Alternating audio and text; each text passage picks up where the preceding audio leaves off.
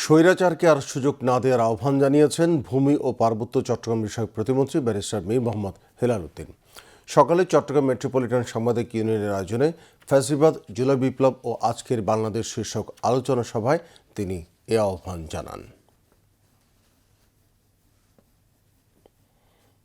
এই July August গণঅভ্যুত্থান আমরা সকলে একসাথে একটি স্বৈরাচারের বিরুদ্ধে লড়াই করেছি।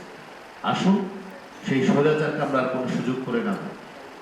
আসুন যেভাবে যে প্রত্যয় নিয়ে একটি নতুন বাংলাদেশের জন্য আমরা যুদ্ধ করেছি, সেই নতুন বাংলাদেশ যেন আমরা সবাই মিলে করতে পারি, আমরা একসাথে কাজ করি। না হলে বাংলাদেশের আকাশে আবারও কালো মেঘের ঘনঘটা দেখা দেবে। আমরা চাই না সেটা হোক। আমরা চাই আমাদের ভবিষ্যৎ প্রজন্মের জন্য একটি সুন্দর, সমৃদ্ধ, আত্মনির্ভরশীল, আত্মমর্যাদা সম্পন্ন, মাথা উঁচু করে দাঁড়ানো এক বাংলাদেশ আমরা যেন আমাদের ভবিষ্যৎ প্রজন্মের কাছে দিয়ে দিতে পারি।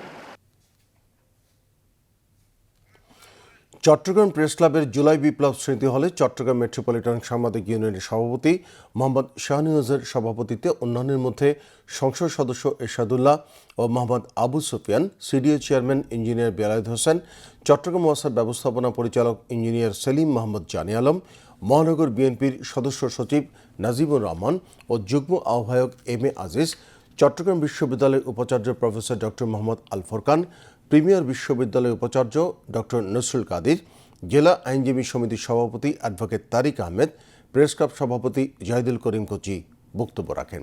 বক্তারা জুলাই বিপ্লবের চেতনা ধারণ করে গণতান্ত্রিক, জবাবদিহিমূলক ও বৈষম্যহীন বাংলাদেশ গঠনে সবাইকে ঐক্যবদ্ধভাবে কাজ করার আহ্বান জানান।